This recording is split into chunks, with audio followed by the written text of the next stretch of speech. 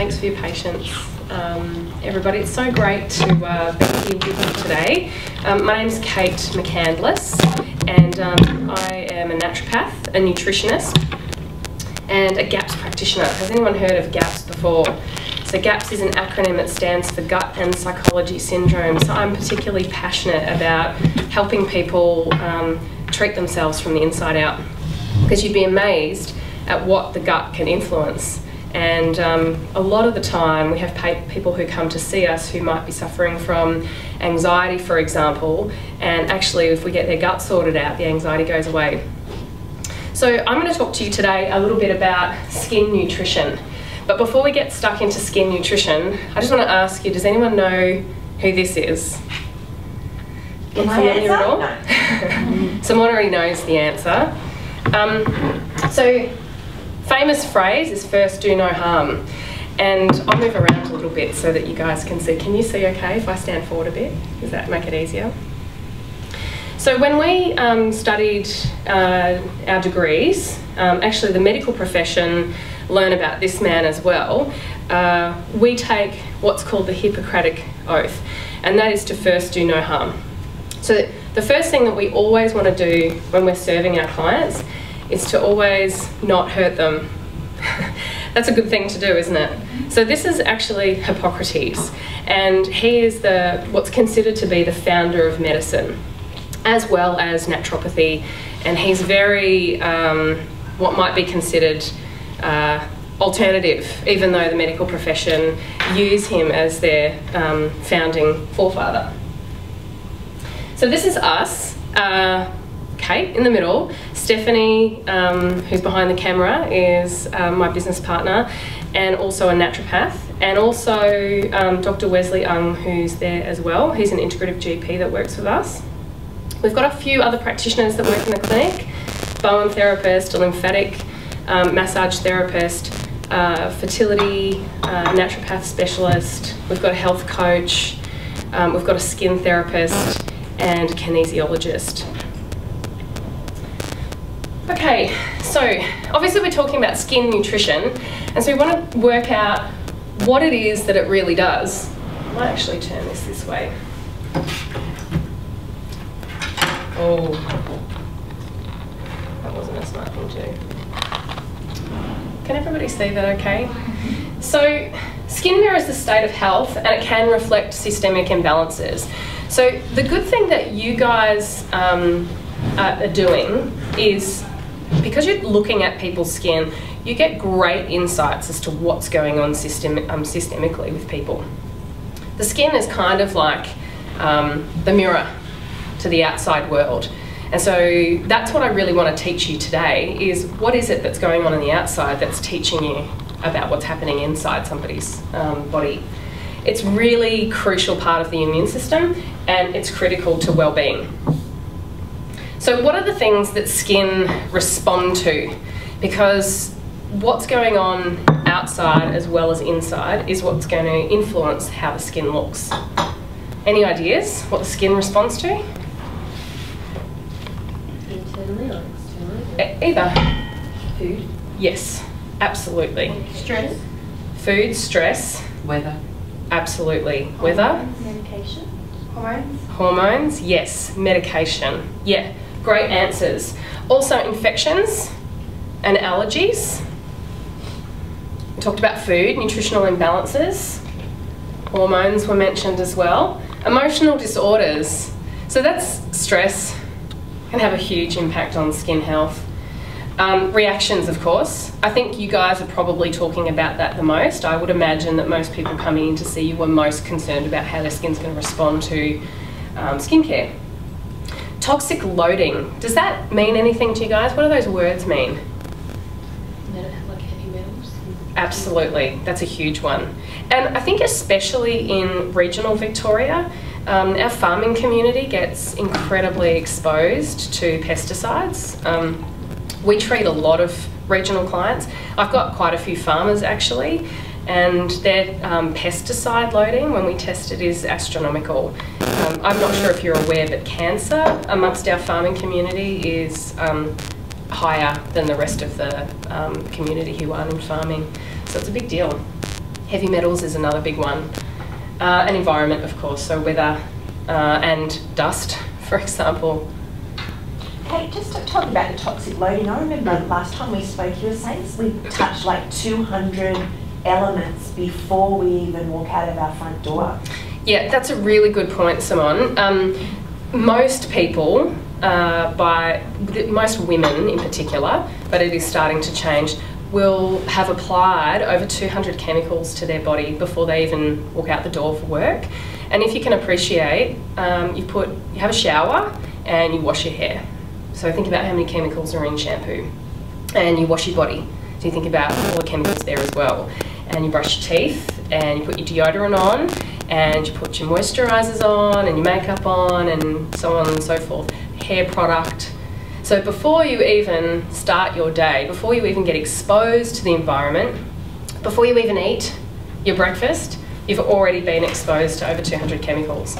So it's pretty extraordinary, and it just goes to show how important it is that we are really monitoring what we're putting on our skin and putting inside of our body. Something else that you may or may not have heard of, that babies also have over 200-ish chemicals in the umbilical cord at birth. So again, before they've even started their life, been exposed to environmental chemicals, they've just been exposed. And so if you can imagine mum is putting all these chemicals on when she's pregnant, that baby's going to get exposure before they even start. It's amazing, isn't it? It is the largest organ in the body. So if we don't care for it, in conjunction with the rest of our body, as well as individually, it's going to start manifesting imbalances. So outbreaks, for example, from a naturopathic perspective, can give us insights into organs that are misfunctioning. As an example, gut, I've mentioned before, and the effect that that has systemically, but also liver as well. We're going to talk a little bit later about some skin conditions that are particularly related to liver imbalances, gut imbalances, even lungs. Your lungs are an organ of elimination, and if they're not working properly, your skin will often take on the next phase of elimination. So, does that make sense? If one of your organs of elimination, your bowels, for example, aren't working properly, your skin will take on that role. So when you look at someone's skin, you've got to immediately think, if they've got a rash, or they've got acne, or they've got something like that, you've got to immediately think, what is it exactly that's not working on the inside? What do we need to change to take the burden off the skin? Okay. The composition of skin, I'm sure you guys are probably fairly familiar with this, but there is one point that I really want to highlight. Yes, we know that minerals, proteins and water is a huge part of skin, but fats are also part of skin.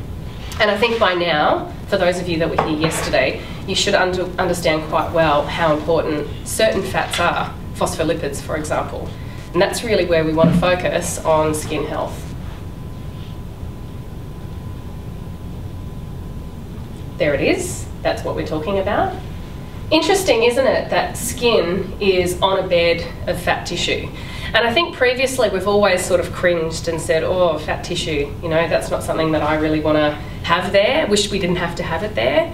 And I think you'll understand by the end of this presentation why it's so important and why it's crucial to have a healthy fat layer to keep your skin healthy as well. So the functions of skin, there's a couple. Are you guys aware of any more? Protection. Yeah, it's like a spacesuit. You got to keep everything in. If we didn't have skin, it wouldn't stay there. Yep. Anything else? Heat regulation, also temperature regulation. Yeah. Yep. pH levels, like homeostasis. Absolutely.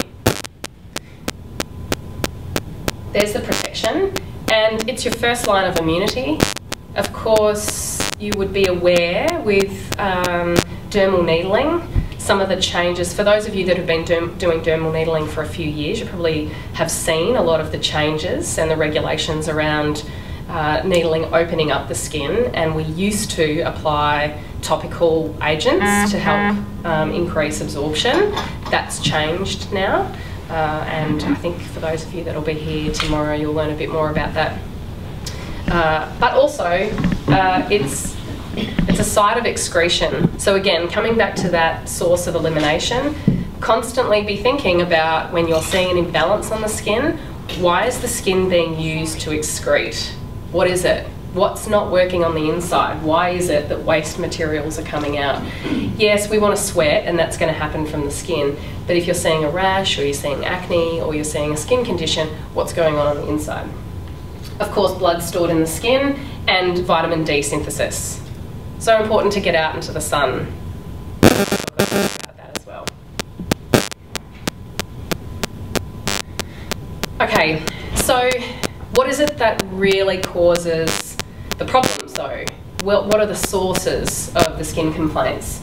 So we talked a little bit about what skin responds to. That's one thing. So it's going to respond to an external force, for example, like heavy metals or dust or sunlight. But what is it that's happening on the inside that's really driving that condition? So nutrition is crucial, and that's one of the reasons why the Dermavigils range is so good, because it's feeding the skin externally. So we know that we're putting nutrients straight on.